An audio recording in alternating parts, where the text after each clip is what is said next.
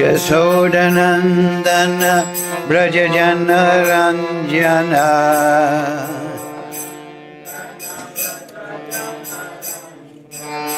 Yashodanandana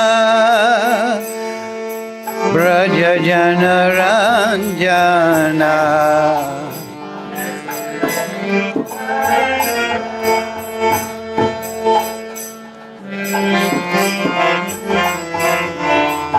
Yamuna Tira Vanachari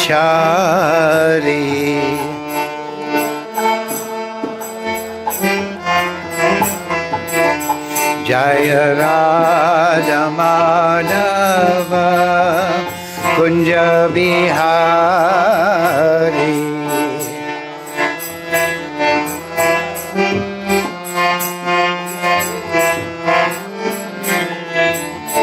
Jaya Radha Madhava Kunja Bihari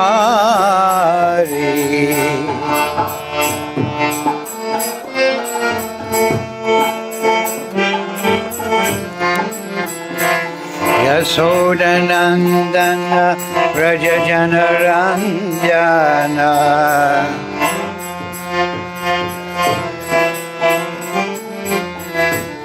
Yashodanandana Brajajana Ranjana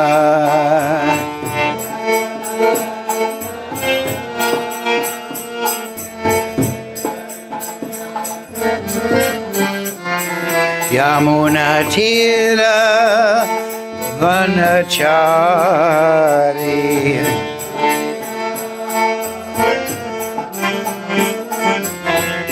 Yamuna Tira Vanachari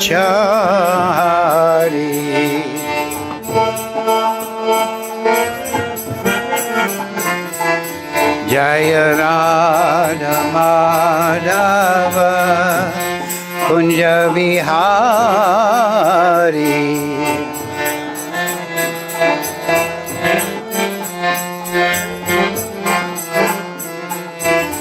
Jaya Radha Madhava Kunja Bihari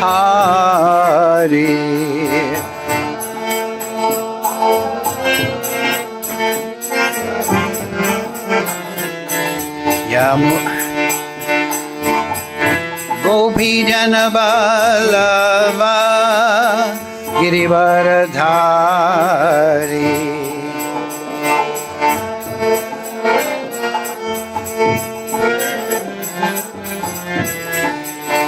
Gopi Janabalava Girivaradhari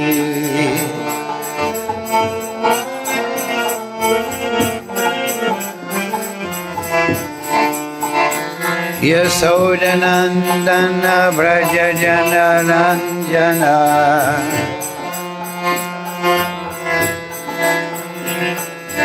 Yashodanandana Brajajana Ranjana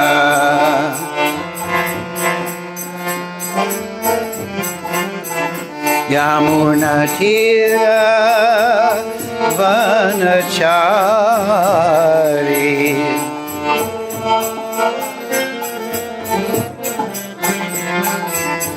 Jaya Radha Madhava Kunja Bihari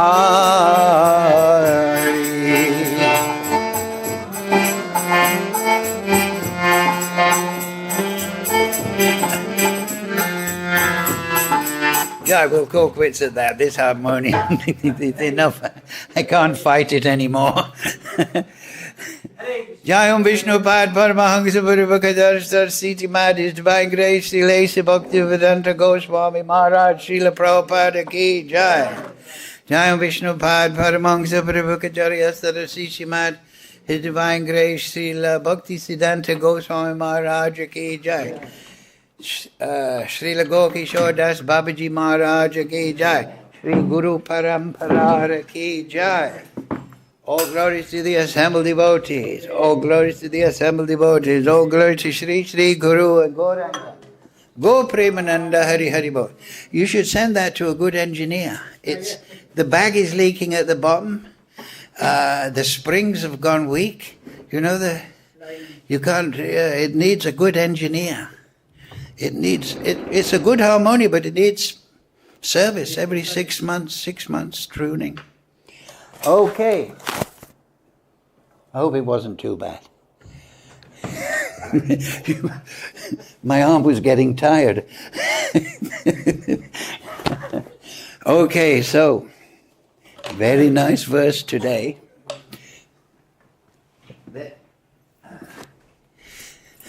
That should give assurance to everyone.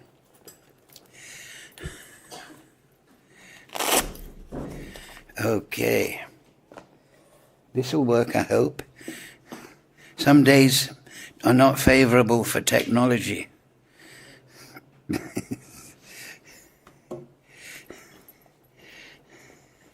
So today's verse is 16. Yes? What verse is it today? 8:22. 8:22. Okay. All right. Om Namo Bhagavate Vasudevaya. Om Namo Bhagavate Vasudevaya. Om Namo Bhagavate Vasudevaya. All together, please. Om Jnana Timirandasya Ganandana Churun Militam Yena Tasmai Shri Gurave Namaha Shri Chaitanya Manobhistam Sthapitam Yena Bhutale Swayam Rupa Kadamayam Dadati Swapadantikam Vandeham Shri Guru Shri Yukta Padakamalam Shri Gurun Vaishnavamscha Shri Rupam Sagrajatam Sahagana Raganatam Vitam Tam Sajivam Sadvaitam Sarvadutam Prijana Sahitam Krishna Chaitanya Devam Shri Radha Krishna Padang Sahagana Lalita Shri Vishakam Vidamscha He Krishna Karuna Sindhu Dinabandhu Jagatpate Gopesha Gopika Kanta Radha Kanta Namostute Tapcha Kanchana Gaurange Radhe Brindavaneshwari Rishabhana Sutadevi Pranamami Hari Priye Panchakalpatarubhyascha Kripa Sindhu Bevacha Paditanam Pavnebhyo Vaishnavebhyo Namo Namaha Shri Krishna Chaitanya Prabhu Nityananda Shri Advaita Gadadhara Shivasadi Gaura Bhakta Vrinda Hare Krishna, Krishna Krishna, Hare Hare, Hare Ram, Ram Ram, Hare Hare. So, thank you for attending class.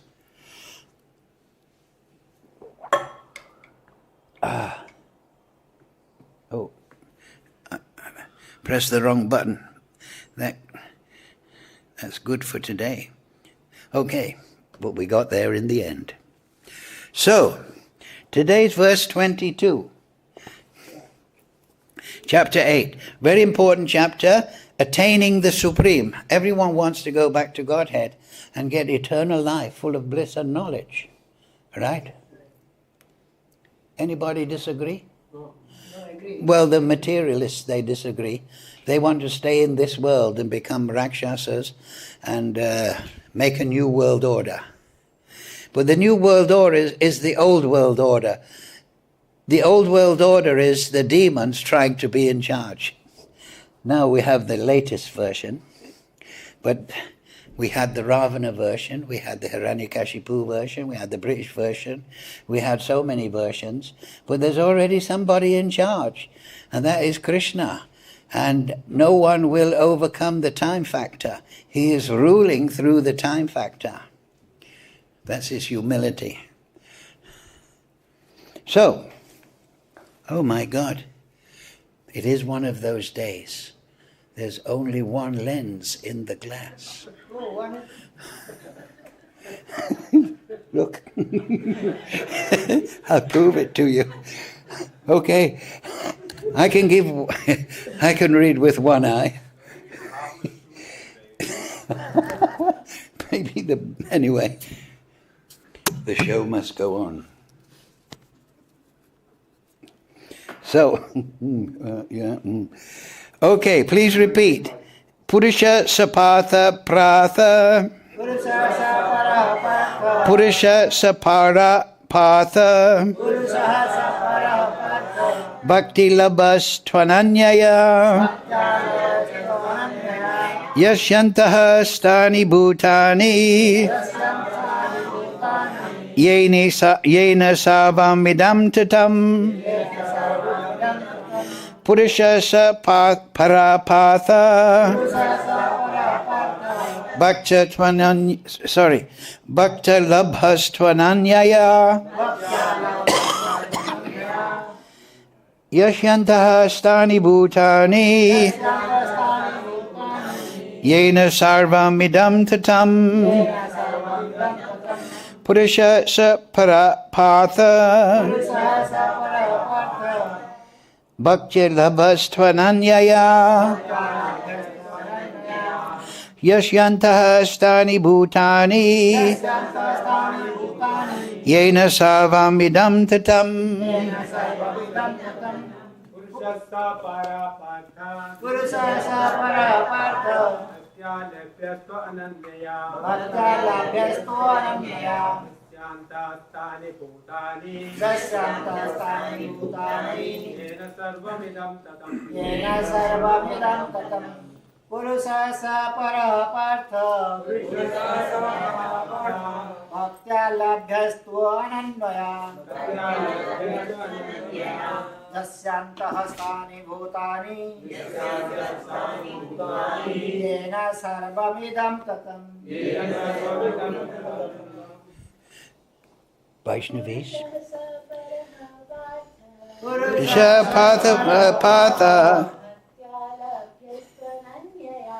Bhakta labha tvayanyaya.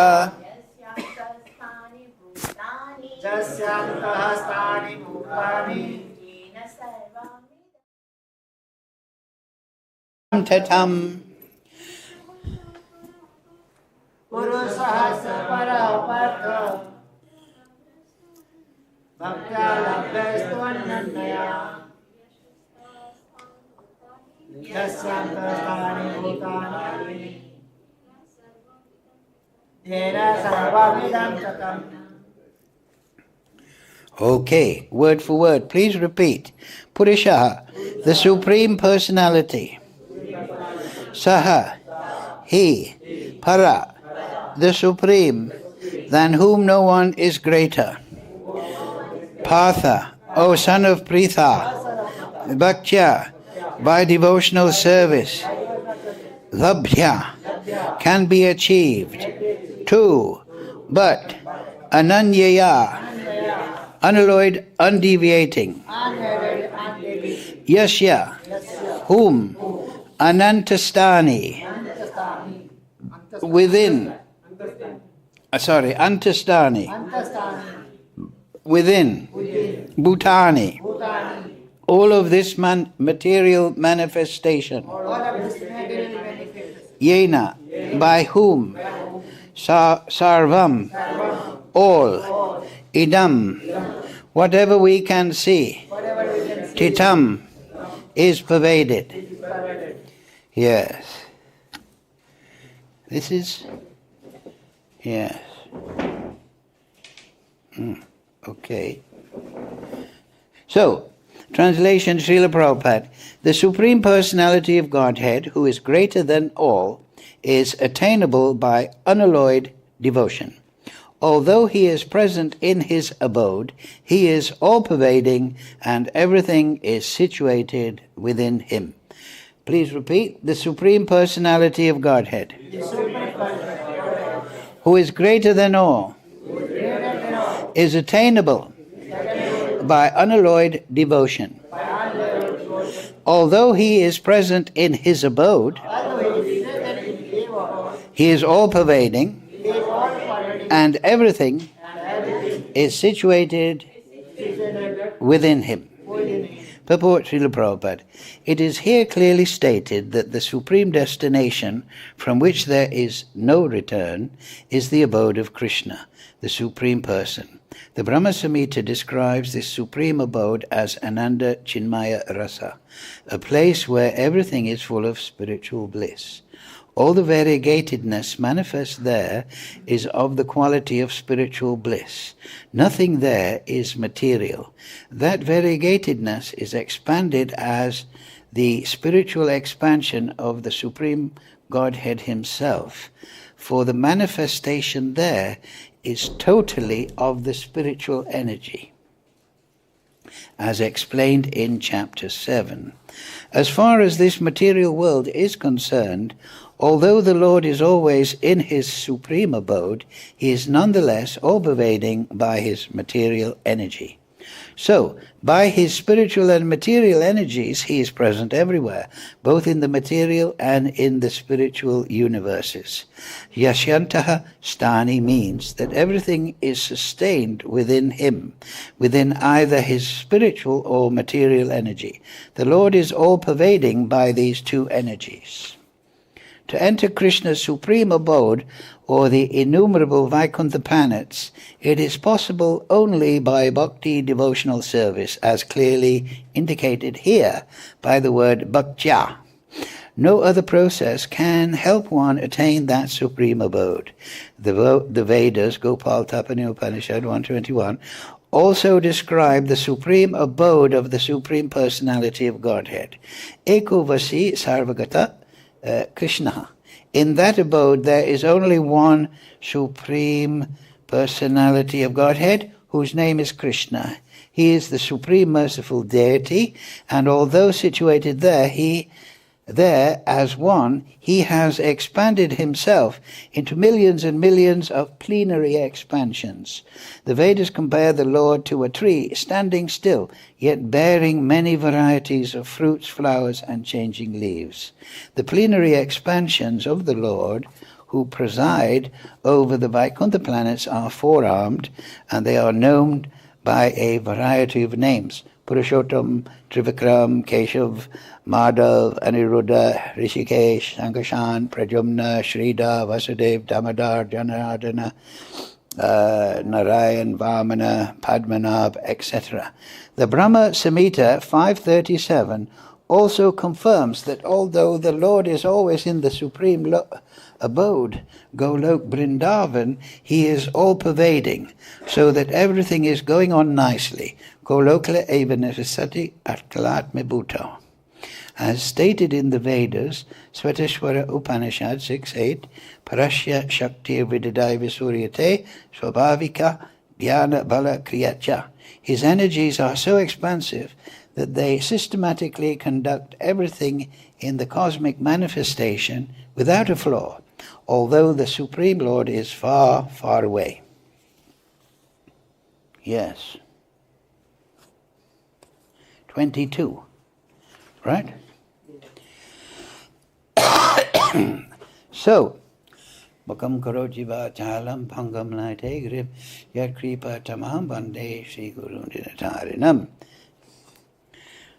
Purusha Sapara Bhaktya Labastvananyaya Yashanta Stani Bhutani Yene Sarvam Idam Titam.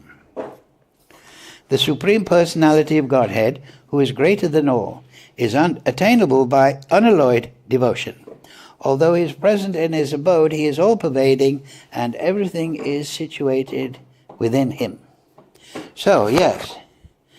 So, Achincha Veda Bed. Krishna is situated in His abode in fullness, yet He is all-pervading in fullness, by His energy, by His Brahman, and also, as we know from Krishna Leela, in the Krishna book, Prabhupada explains that Mother Yashoda looked in the mouth of Krishna and she saw herself within Krishna. So everything has emanated from Krishna, but everything remains within Krishna. So you might think that is not material logic. If it's emanated from Krishna, how can it be within Krishna? Mother Yashoda saw Krishna within. She saw herself within Krishna. Krishna, open your mouth. The cowherd boys, your friends, they say you've been eating earth. Let me see. Krishna said, oh, I didn't do anything naughty, Mummy. So open your mouth. So then she looked in and she saw herself and all the universe is within Krishna. That is the gift of Krishna to his devotee. So material logic has no place in transcendence. This is the important point. We discussed this a little bit last week. The absolute truth is scientific in the sense, in this material world particularly, this is manifest, atoms, molecules, physical laws, mathematics, these are all repeatable, so on and so forth. But the absolute source, the supreme source, Janmadya Shata, from which everything has emanated, he is beyond logic. Why? Because logic and scientific analysis and chemical reaction, biology and all these things, they are his production, his energy. This is the important point. He's not bound by the creation. Just like in a simple way we can say, a father may have a son, but is he bound by the son? No, he's the controller of the son. Right? So the creation is the emanation of the Supreme Lord, and it is perfectly and 100% under his control. He is kartaham iti manita. He has nothing to do himself. That all items, scientific or mystical, they rest upon him. Just like we can understand, we mentioned time earlier, we mentioned this time before. You can make a clock and measure time, but are you measuring time, or we should say, are you explaining time? Can time be explained by a clock? No, time is mystical. That is an absolute. Krishna says in the Gita, Kalosmi aham, time I am. So everything above time is mystical. The spiritual world is completely mystical. Everyone can sit next to Krishna. He can have billions of devotees, and everybody can sit next to Krishna. Is that materially logic? No.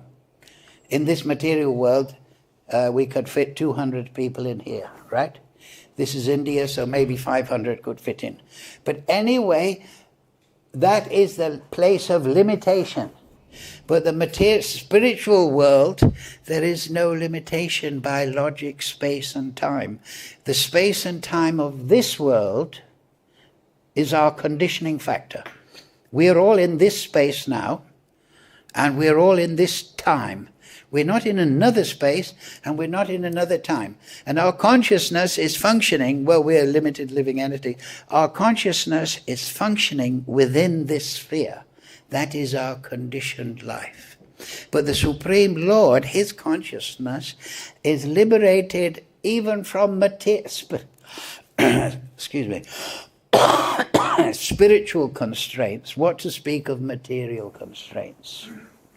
Therefore, as we see in the Bhagavatam, right, when the Ras Leela was on, the Krishna and the gopis, they were enjoying. So in one night of earth time under Lord Brahma, Krishna expanded that Rasa Leela dance into one night of Brahma. And the gopis, and that is 1,000 times 4,320,000 years, according to Shastra.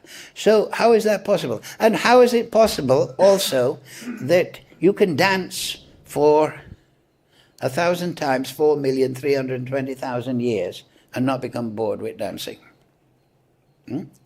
We go out dancing to the disco, and after 50 songs we have to sit down.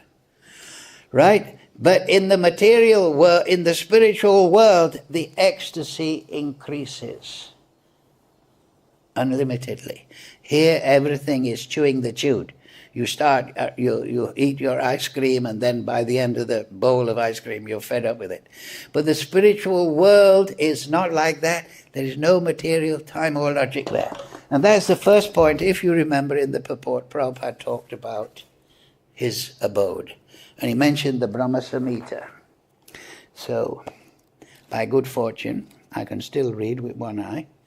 At the end, I think, verse 56. Shriya Kanta Kanta Paramapurusha Kaltaravo Druma Bhumis Chintamini Gunamayi Toam Amritam Katyam Gangnam Natyam Gangamam Bangsi Priya Shaki Chindanantam Jyoti Param Api Tat Aswadam Apicha Sayatra Shurabir Shuravati Shurabibiyaschasu Mahan Nirmek Shrakyo Ba Vrajati Nahi Yatrapi Samayaha Bhaje Svita Dvipam Tamaham Iha Golokam Iti Yam Vidantaste Santa Shriti Vralaya Kaya Kati Paye. So, I worship that transcendental seat known as Svetadweep.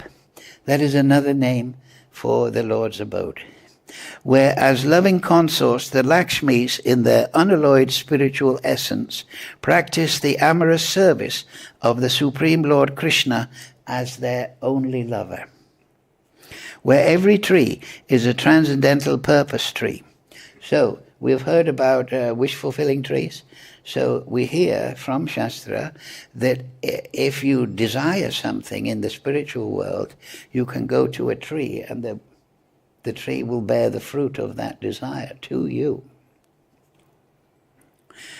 And there's no monkeys there to snatch it from you, so don't worry. Yes. There the soil is the purpose gem. All water is nectar. Every word is a song. Every gate is a dance. The flute is the favorite attendant. Effulgence is full of transcendental bliss, and the supreme spiritual entities are all enjoyable and tasty. Whereas numberless milk cows always emit transcendental oceans of milk, where there is eternal existence of transcendental time, who is ever present and without past or future, and hence is not subject to the quality of passing away even for the space of half a moment. That realm is known as Golok only to a very few self-realized souls in this world. So that's a hint of the spiritual world. You see, what you must read, I read in Das Mulatava just a few months ago, but it's, of course, it's previous knowledge, but that the living entity, Prabhupada explained that everything is spiritual. So the material world is achit. That means unconscious. This is unconscious. But the spiritual world is conscious. Not just the living entities, but everything is conscious. So everything is reacting to the consciousness, the interplay between the Supreme Lord and his devotees. And everything has seva bhav. So everything, time, place, position, everything, entities, is servant of the Leela, servant of the increasing of the supreme bliss that is reciprocated between the Supreme Lord and his devotees. It is the unlimited world in every respect. Krishna is Shava Shaktimam. He has unlimited energies, and they are unlimited in variety. He has many, many forms. Prabhupada quoted just a few there. And he has unlimited leelas, unlimited planets, and every single devotee there is dear to the Supreme Lord. Why? Because his heart is unlimited. So when we meditate on the spiritual abode, we must understand that though we can get hints from the material world, we have to realize the spiritual world on its own terms. Not try to fit the descriptions of the spiritual world into the mundane logic of this world. This is often the case. People, this is a romanticization of human life.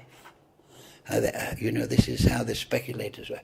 No, that is the actual reality, but everything below the time factor in the material creation is temporary. Everything. This material body is temporary. This microphone stand is temporary. This building is temporary. Everything is temporary in the material world. Everything that comes after the glance of Mahavishnu, which embodies partly the time factor upon the embodiment of the material energy. This causes the Mahatattva, the three modes, and then that all creates all the different varieties of material energy. Everything after that glance is temporary. But the spirit soul is eternal. And we have come to this material world by our choice. But once we go back to the spiritual world, we never choose to come here again. And the previous verse makes that clear, right?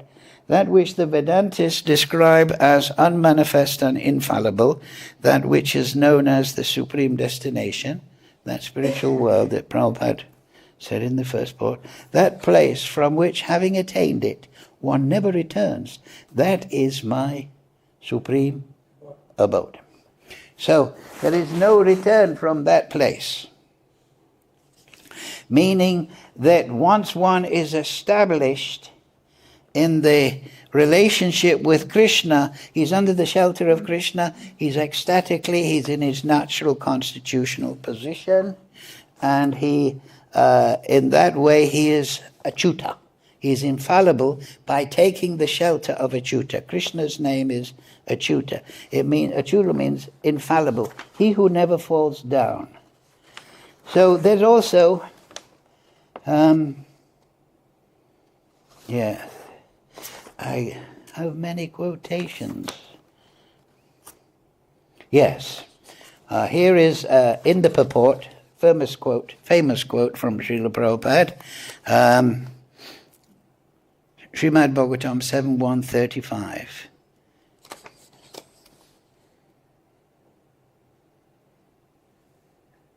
Yes. Prabhupada ends the purport saying, otherwise it is a fact that no one falls from Vaikuntha. So some people speculate like that. They say, oh, we were in Goloka and we became envious and we fell down. No one falls from the spiritual world. This is throughout the Vedas. In fact, verse number 15, you will find the same point. What to speak of 4:11. You know that Purna Janma Nibijate, huh? So in 15, which we studied, after attaining me, that means attaining Krishna, not necessarily Goloka. Krishna is very precise in his language. After attaining me, the Supreme Person, the great souls who are yogis in devotion never return to this temporary world which is full of miseries because they have attained the highest perfection. This is the important point. So sometimes people speculate like that. No, we were in the spiritual world and we became envious. That means the material spiritual world is a place of envy. That is nonsense. So, you might say, what about Jai Vijay? That is also a question of Yudhisthira Maharaj in the third canto, 16th chapter. Yudhisthira asks Narada, I think it's Narada, why is it that Jai and Vijay came to this material world? Your experienced devotees, you know this Leela of Hiranyakashipu and Hiranya, they came to the material world. Why they came? How is it possible that associates of the Supreme Lord came? So Prabhupada explains that in many purports. Yes, many purports.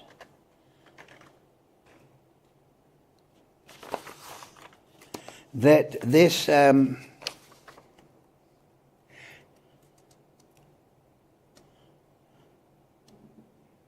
yes, here it is. Yes, good. Yes, this is what Yudhisthira Maharaj said.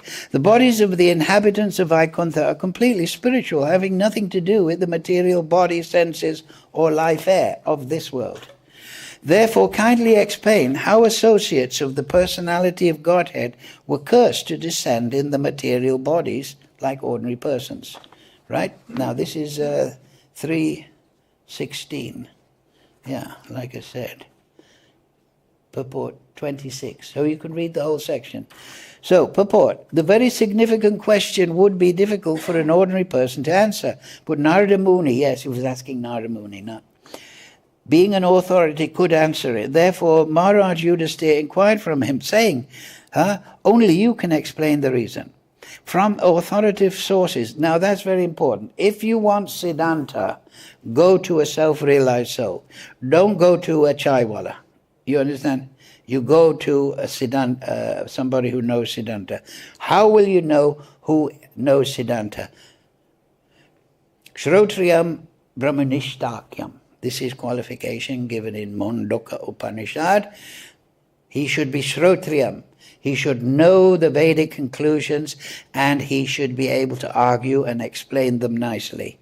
And then Brahmanishta means he is Jnaninas Tattvadarshana. He's fixed in transcendence. Thereby his consciousness is mixed with the Supreme Lord, so he will speak, and his words won't be immersed in mental speculation.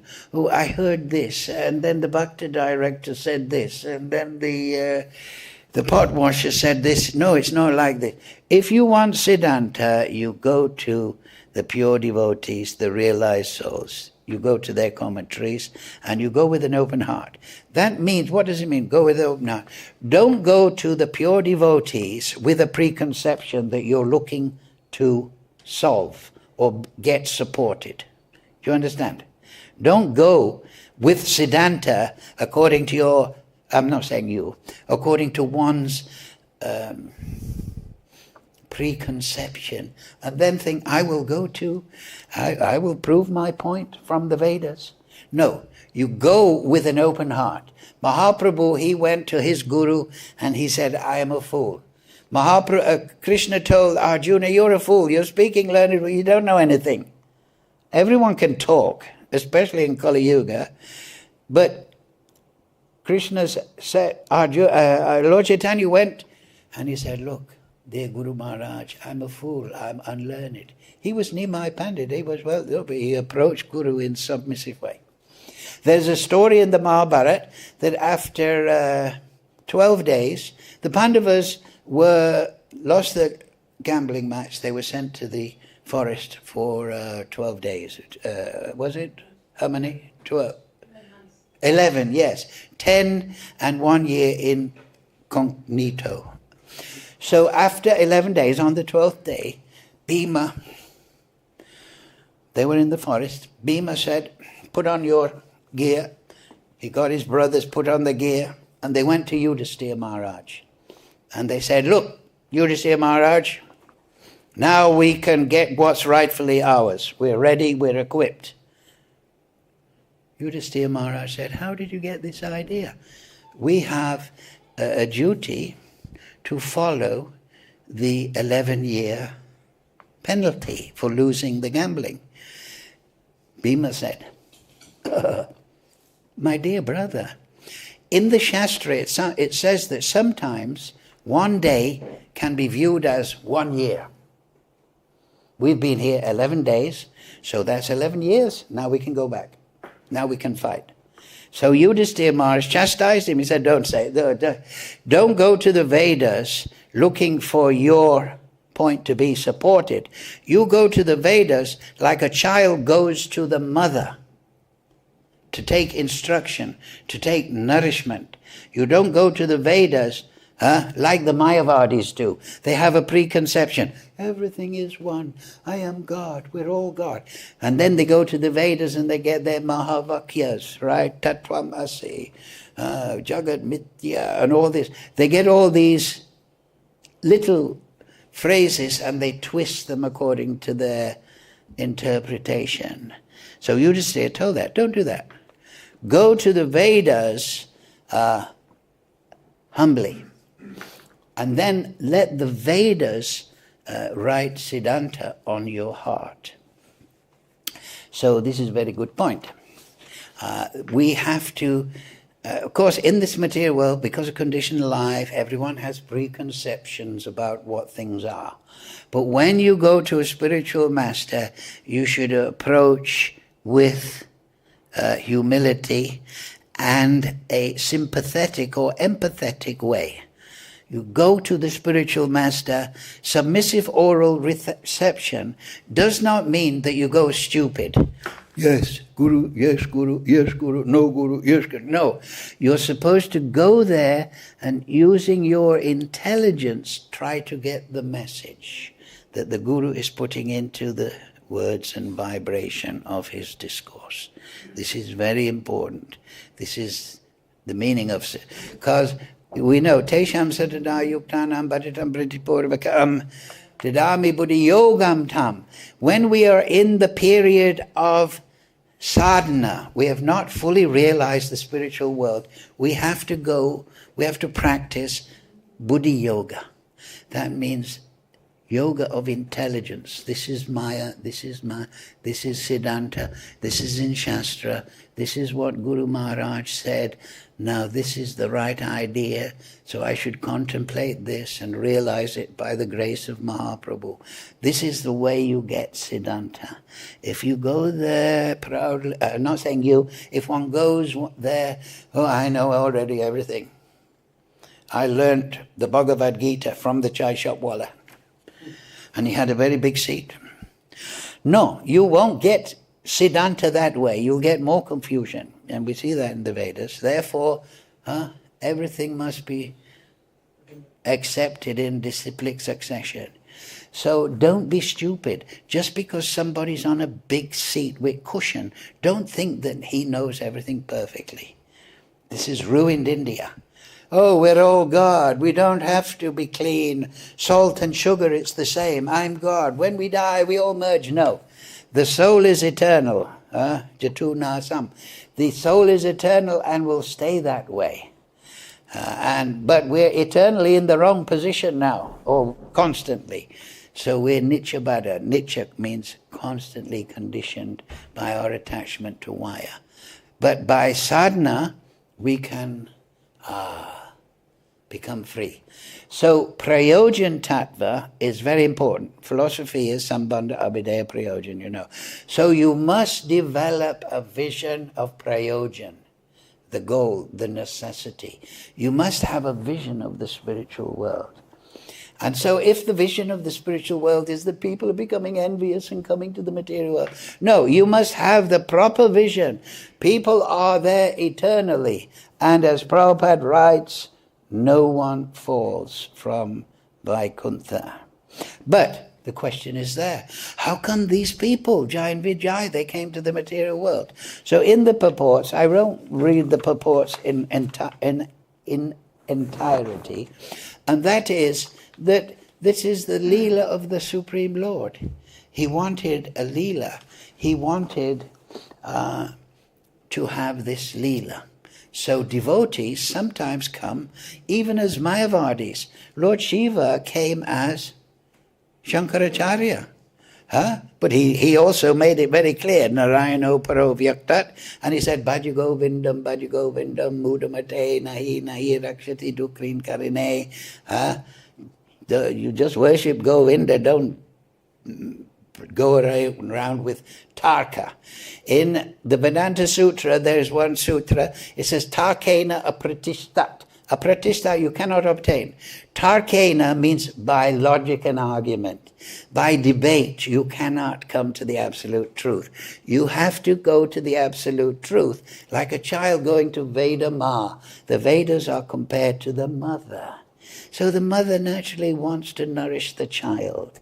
But you have to go there, not as a nasty little boy, but as, oh, Mummy, you're so nice. And then she will give you nourishment. So this is how we go to the Vedas, and we go to the proper representative of the Veda, Brahmanishta and Shrotriya. They must know the Vedic conclusion. So this is very important. So in the purports there, it's explained by Prabhupada and through the text that, you know, the four Kumaras went there and they said, we want to see Vishnu. Jai and Vijay said, wait a minute, who are you? We don't know who you are. They were a little upset. Why are you stopping us? Vishnu came and he said, oh, I'm so sorry that Jai and Vijay have stopped you. But now you please come, you please forgive him. This is my offense, not my workers.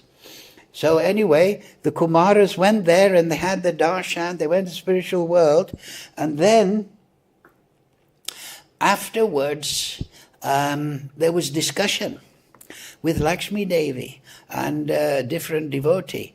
And Vishnu is there in the Bhagavatam. And they were explaining that actually one time I was sleeping and Lakshmi Devi and Jai and Vijay, I was resting, and Jai and Vijay, they stopped Lakshmi Devi. They said, Lakshmi Devi, now Vishnu is resting. So Lakshmi, you're stopping me going to see my husband, right? You know the Bhagavatam, right? You're stopping. Okay. But then, so Vishnu, just to satisfy Lakshmi, all that's one factor in the Leela, that's one factor, not the whole thing. Jagma Lakshmi, to satisfy the four Kumaras, to teach us the importance of the devotees and the spiritual world and position of Lakshmi Devi. Then Vishnu decided to have this Leela, and he sent, this discussion with Yudhisthira Maharaj. In this particular incarnations, they were Dantavakra and Shishupal, right?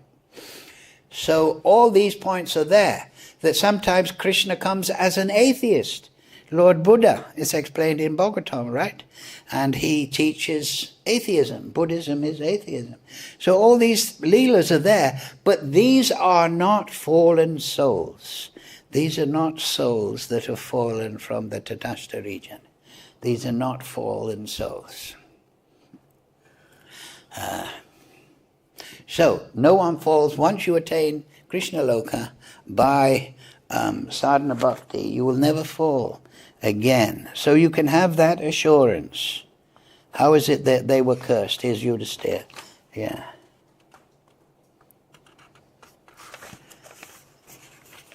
And here's another interesting. Oh, but now I want to, we've got last 7 minutes. Yes. So this is a very important point. So these are the main point. That when you go back to the spiritual world, you'll never fall again. It's a place of no fall. Living entities achyuta, you become sheltered by Yoga Maya, Radharani, you're in the spiritual world, and you should understand another point.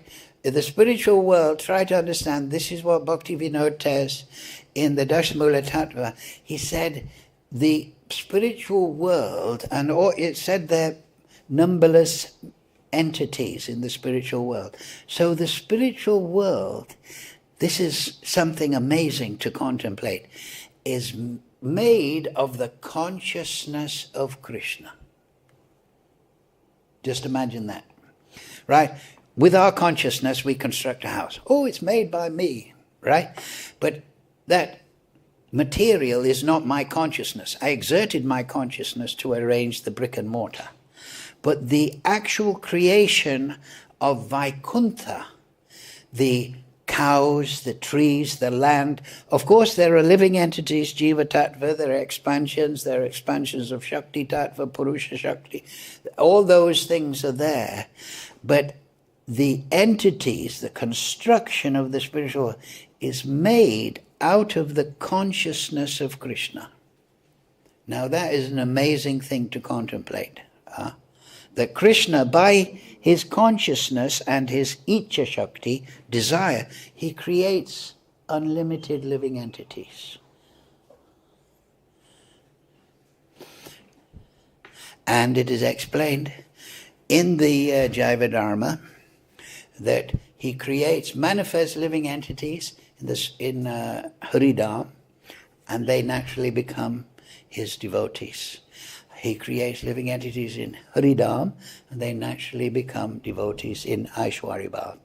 And then, but in Haridam means the place of Vishnu. So all those names there, Padmadam, Trivikram, they all have different lokas in the spiritual world. And they have different relationships, but they're all basically Aishwarya. But then the Mahavishnu Oh, and also an important point in the purport, Prabhupada said plenary expansion. So many people, I didn't understand when I first read that. What does that mean, plenary expansion? First of all, I was thinking expansion means you blow more air into a balloon, it becomes bigger, it expands. No, Krishna expands by creating living forms for different leela and purposes. And they are plenary expansions when they carry the same potency as himself. And that's also explained in the Brahma Samhita, Diparsya eva hita dantaram apupetya, that just like one candle lit from another candle has the same potency, so that is a plenary expansion. Krishna is the source, but he creates other forms with the same potency. So Mahavishnu, Sahasrasu, verse 11, Brahma Samhita, he emanates living entities, and they are on the line between Maya and spirit. And those that choose to go to Krishna, accept his supremacy, they go to the spiritual world, and those that go to the material energy to enjoy and serve themselves, they go in that direction, from the tata. Therefore the jiva is called, these jivas are called tatasta shakti, tatasta, situated on the line between Maya Shakti and the spiritual Shakti. That is the statement of Shastra. Whether people accept it or not, that's their trouble. So also I've got something good in these, yes. If you remember, the last couple of weeks I've been saying yes. I can't read properly because of this.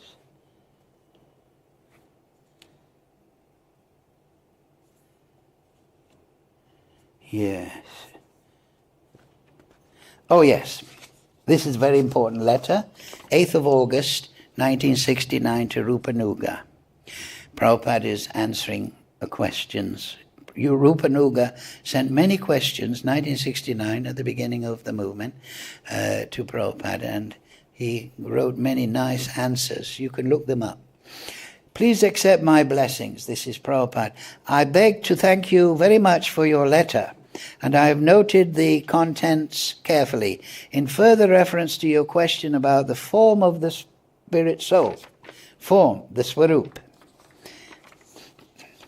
In further reference to your question about the form of the spirit soul of the conditioned living entity, there is spiritual form always.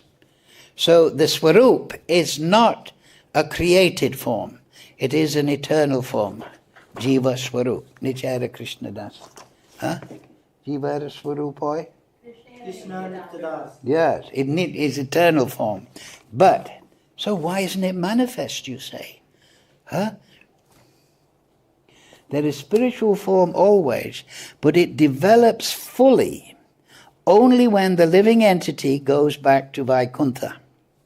This form, the swarup, develops according to the desire of the living entity.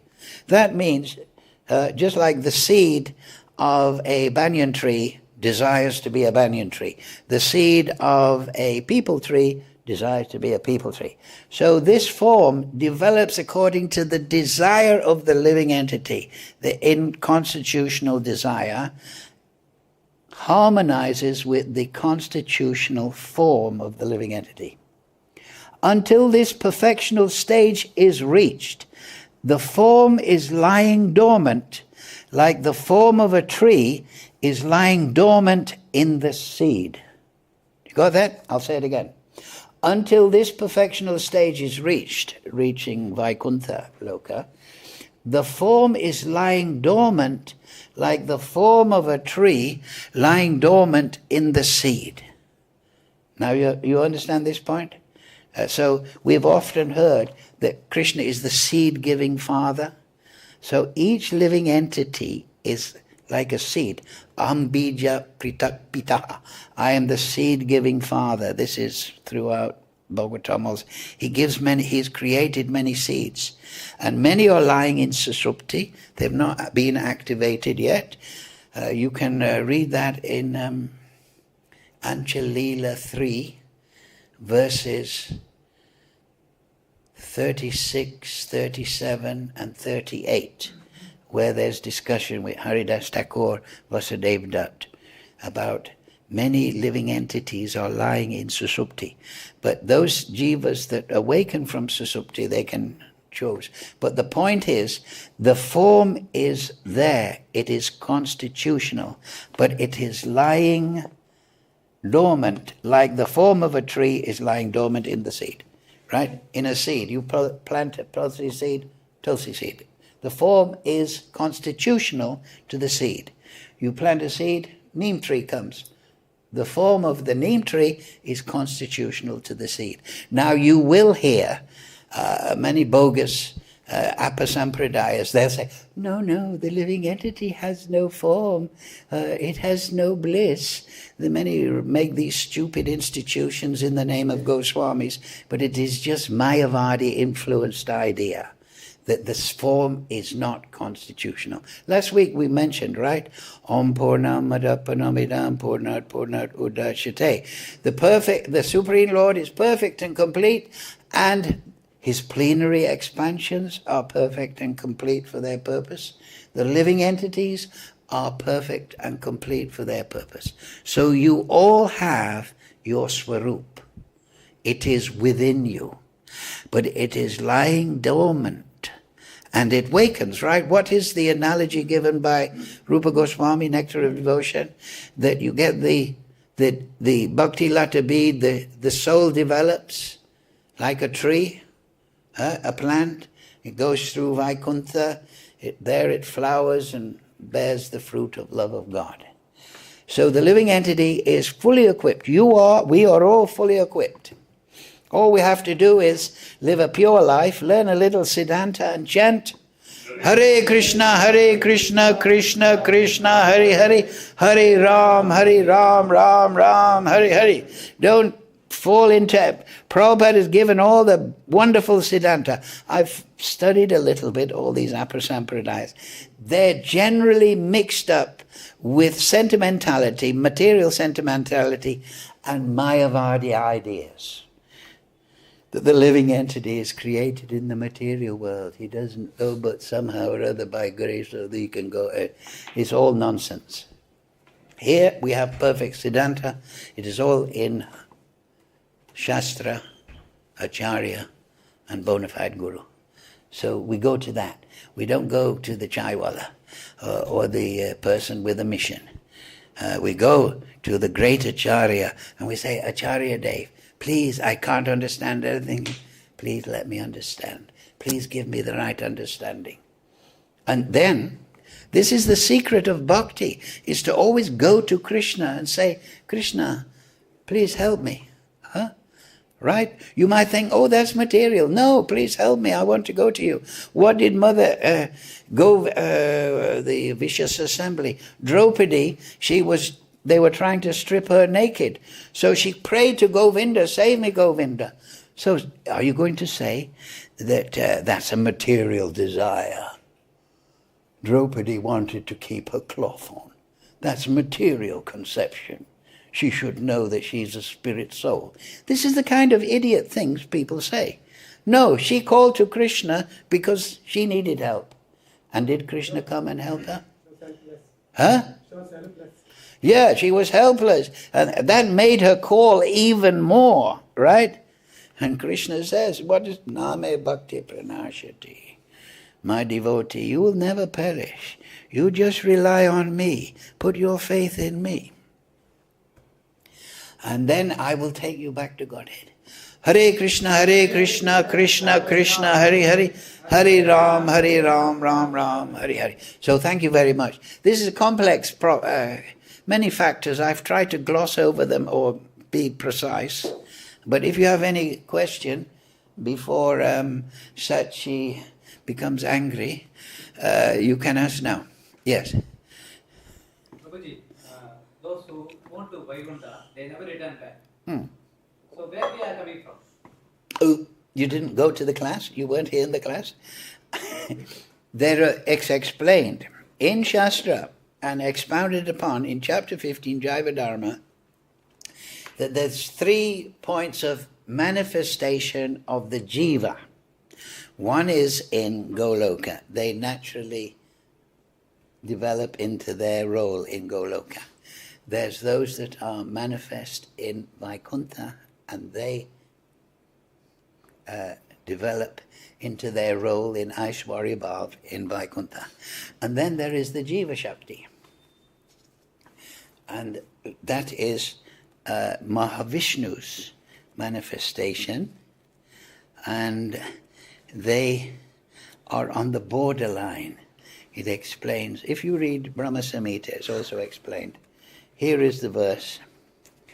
Shahasra Shesha Purusha, Shahasra Raksha Shahasrapat, Shahasra Bahu, Vishatma, Shahasra Ramsa, Shahasra Su. The Lord of the mundane world, Mahavishnu, possesses, now it's very interesting. Why is he the Lord of the mundane world in that sense? Because he is producing the Kala Shakti. You see, remember that, like I said, the Kala Shakti, time, is the representation of the Absolute Supreme Lord in the material world. Time is irrefutable. You cannot overcome it. So, he's the Lord of the mundane world, Mahavishnu, possesses thousands and thousands of heads and hands, right? Expanded in many forms. He is the source of thousands of avatars in his thousands of subjective portions. So he creates many avatars. At the beginning of the Bhagavatam it says that the incarnations of the Lord are like the waves in an ocean. They're endless. Because the whole creation, material and spiritual, it is a Leela stal. It is a place where Krishna enjoys different Leelas. He enjoys different Leela in Goloka, in Haridam, in Maheshdam, in Durgadam. He is interacting with his creation. Just in the same way. You, like I say, same example, you create a house and then you want to enjoy in it. You want to cook, sleep, right? Do bhajan inside the house. So the whole creation is a place for Krishna's Leela in all variegatedness, right? He is the source of thousands subjective portions. He is the creator of thousands of individual souls. He creates Jiva Shakti. Now you tell me where Mahavishnu is. He's in the Pradhan, right? On one side of Pradhan, figuratively, is Goloka. On the other side, all the material universes. So when the living entity awakens from Susupti, should I go to the light or darkness?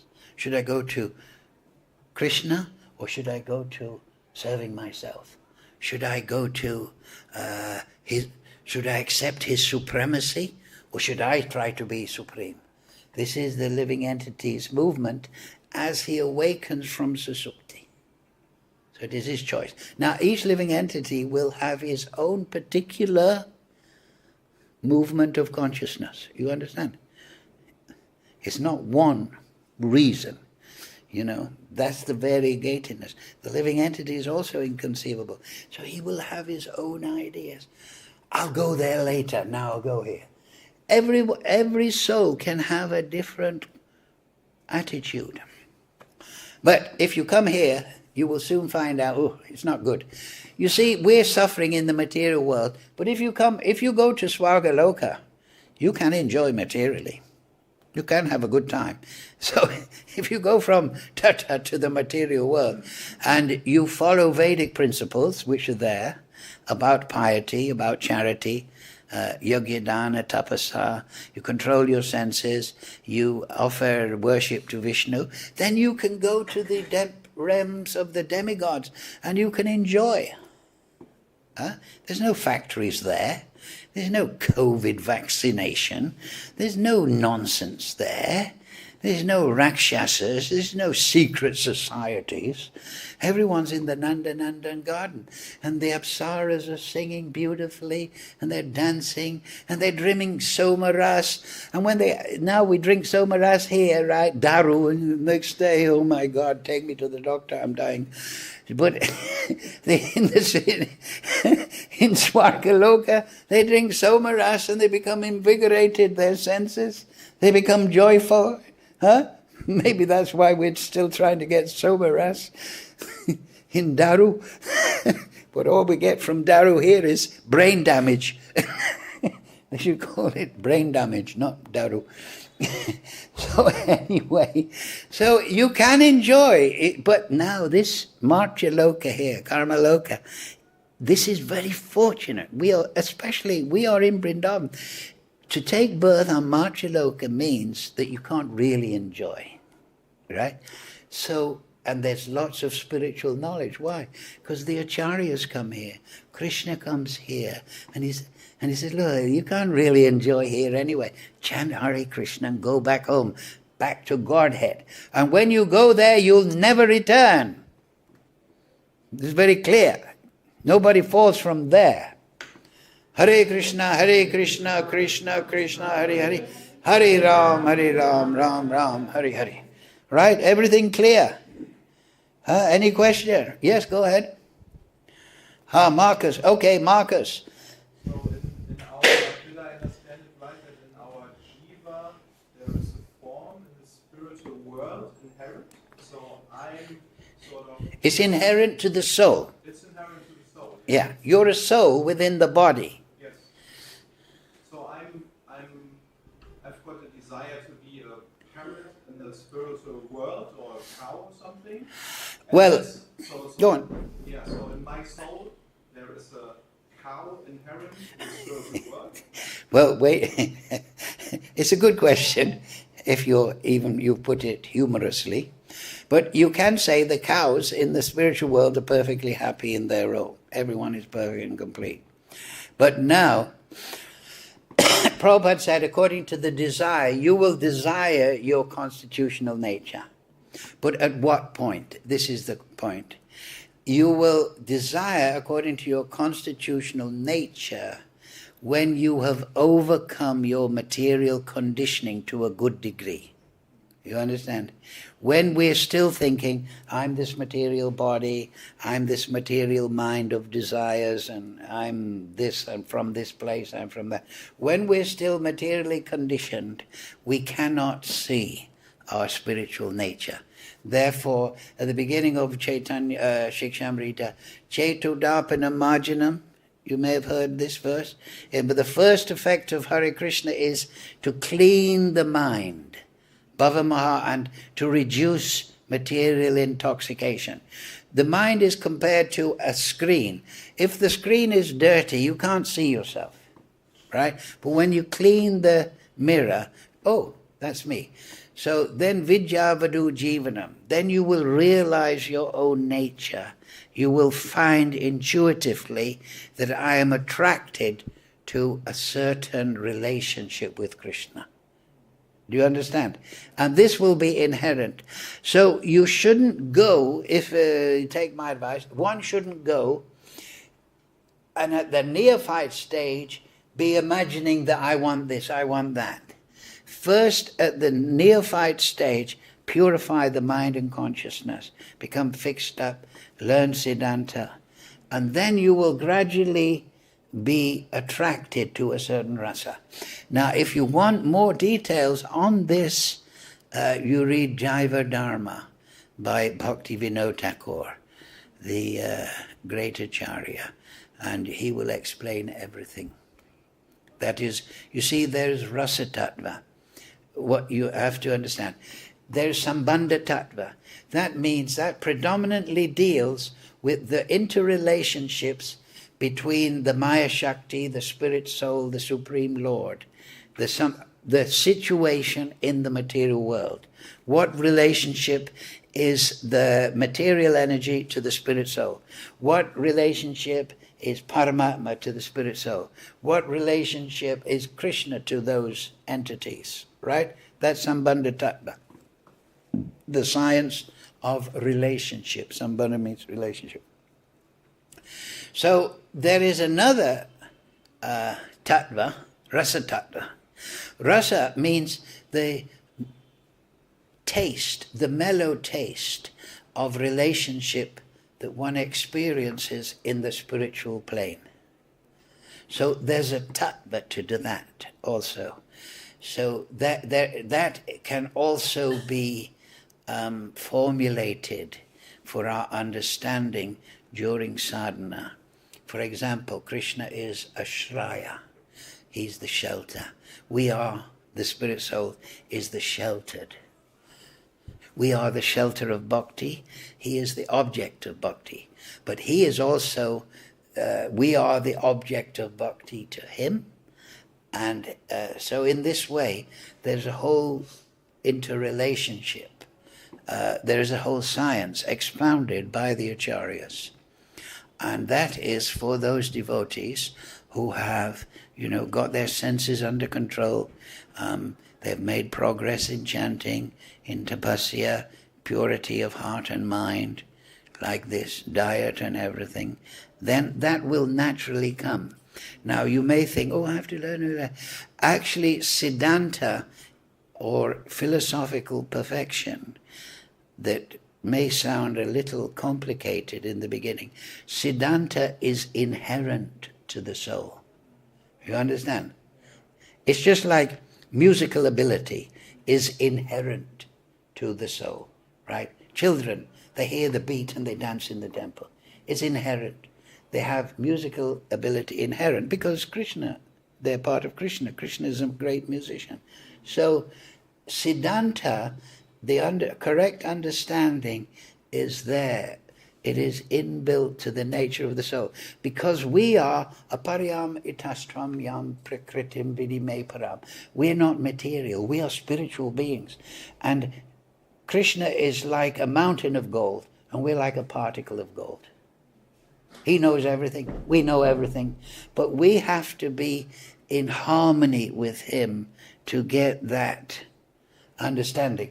In the transcendently realized, liberated position, you should understand that just like the light of that and the light of that bulb and that, they're mixed, are they not? And they're producing this effect. So in the spiritual world or transcendental abode or loka, the plane of transcendence, the consciousness of the living entity is mixed with the consciousness of the Supreme Lord. So they partake of each other's light and brilliance. So the brilliance of Krishna is partaken by the spirit soul when he's in association with Krishna. And if you remember Prabhupada in the beginning, the abode of today's verse, the abode of the Supreme Lord is attainable by unalloyed devotion. So the unalloyed devotion is they just want to love and they want to be loved. That's unalloyed devotion. They have no selfish motivation or agenda. So once that purity, which is natural to the soul, is attained by sadhana and grace of Mahaprabhu, then the consciousness reveals everything. The example given in the Shastra is just like when the sun comes up, you see everything. Correct? But when you're in dawn or dark, what is that? I'm not sure about that. So therefore, to understand rasa tattva and sambandha tattva, that is automatic for the realized soul. There is one verse, Yashya deve parabhakti yashya deve tatagaro taishyate kahita yatha prakashante mahatmanaha. To those people who have implicit faith in bona fide Guru and Krishna, all the import of Shastra is automatically revealed. It automatically. Because he reads Shastra and he understands it. Just like a great musician. He reads Beethoven and he can hear it in his head. Right? Oh, that's nice. Oh, now he's changing key. He's just reading the book. black and white shape, but he hears the music. So the Mahatma, the liberated soul, sees Krishna, understands Krishna, and his relation, and all devotees. Do you understand? So until we have attained that, we should have that as our goal. I want that. I want to be. We should understand that it doesn't matter if you're male, female, young, old, whatever. Everything is what? Desire. If you desire something, Krishna will fulfill it. So it's easy to go back to Godhead. Just avoid bad people and go chant Hare Krishna.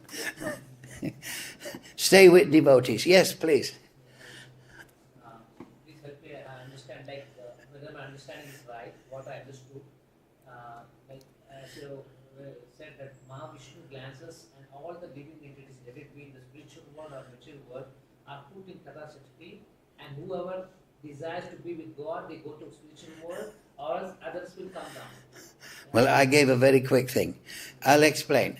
The material world is manifest and unmanifest, right? You know, when I say all the material universes within the Pradhan is the Chit Shakti of the sleeping Mahavishnu. When he's in Yoga Nidra, he's emanating a form of consciousness called Pradhan. And this Pradhan has the element of Dhamma. It makes you forget your spiritual or anything spiritual. So the material world, everything material, makes you forget because it has Dhamma in it. It is the root of the Dhamma. Mahavishnu is in Yoga Nidra and he's forgetful of himself like we are. It is Leela. Try to understand it as form of Leela. So now he manifest and unmanifest. Now when the time of the manifestation of the material universes is there, Mahavishnu glances upon the embodiment of the material energy, Durga Devi, and this creates the modes of material nature and the differentiation. It's called the Mahatatma. It is the basic substance of the material energy. And now that glance does not just contain the Kala Shakti, because the Kala Shakti is agitating. You know, in the Hindu temples you have the Shivling, that is the glance of Mahavishnu. And then you have the Yoni, that is Durga Devi. So this material world is created by the glance of Mahavishnu upon Durga Devi. So the Shivalinga and the Durga, Yoni, they evoke that in the temples. So now the Vishnu, the Kala Shakti is from Vishnu. And Lord Shiva is also associated. So Lord Shiva is the embodiment of the Kala Shakti. Actually, he is the ruler of the material world in that sense. But it also contains the living entities who want to enjoy in the material world. You understand?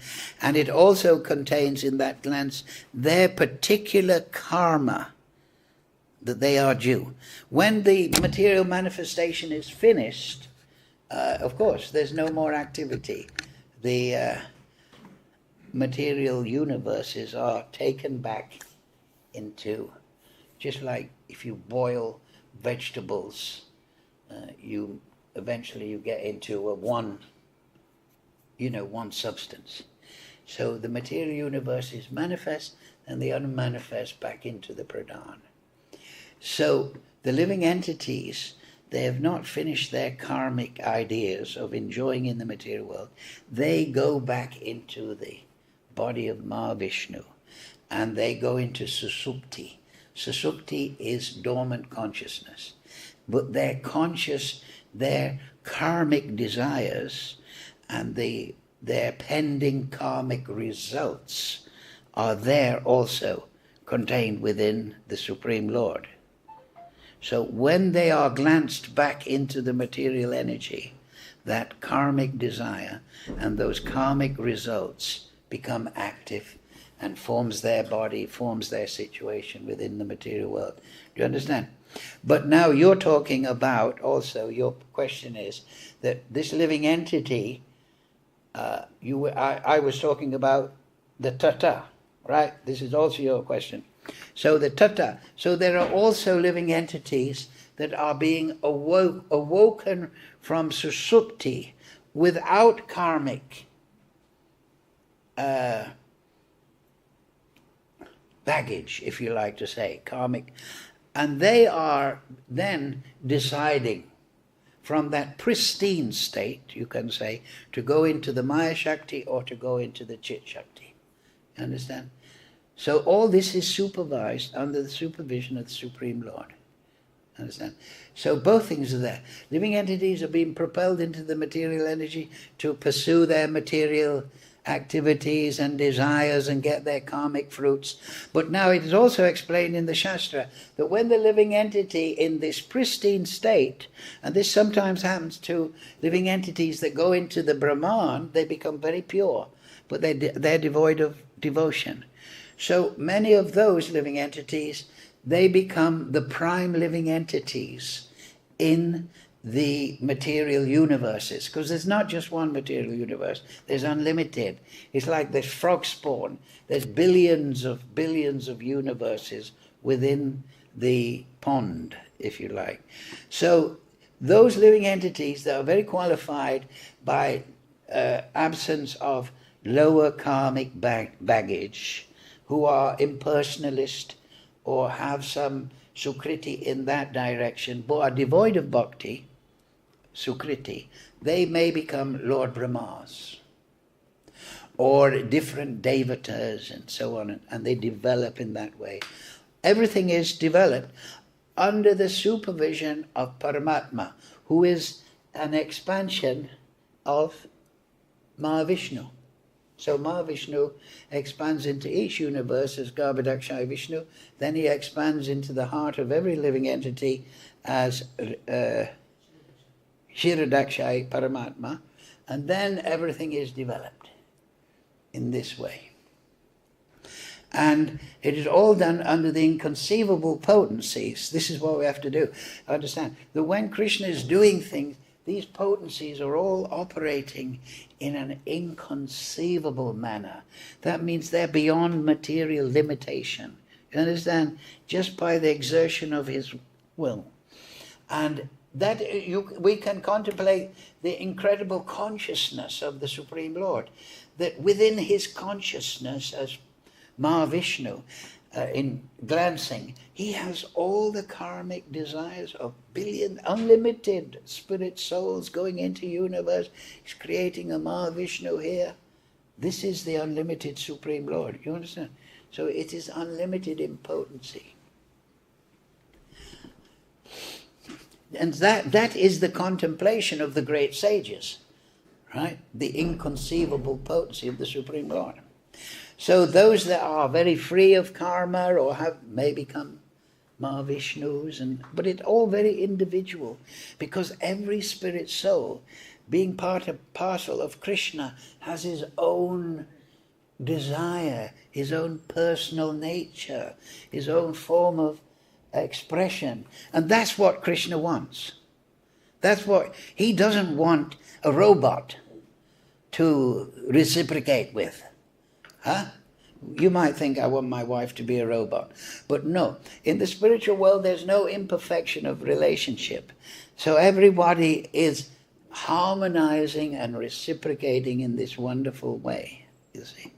Unalloyed devotion. So these descriptions are there, first canto, second canto. You can read everything. And but we have to contemplate them and get intuition and guidance and revelation by Krishna, you see. And that is very important.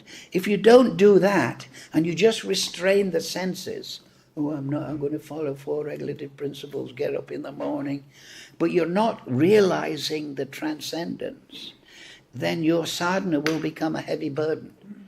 Oh, I have to get up, I don't feel like it. No, but you have to feel, I'm realizing Krishna from every moment. And then it's easy to give up Maya.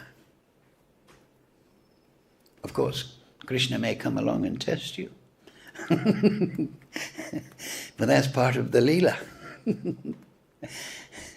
So, but the point is, the soul is eternal, constitutional nature is eternal, entrance to Vaikuntha is eternal, you see.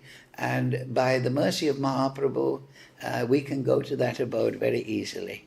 If we just live pure life, read a little Bhagavatam and chant Hare Krishna, Krishna Krishna, Hare Hare, Hare Ram, Ram Ram.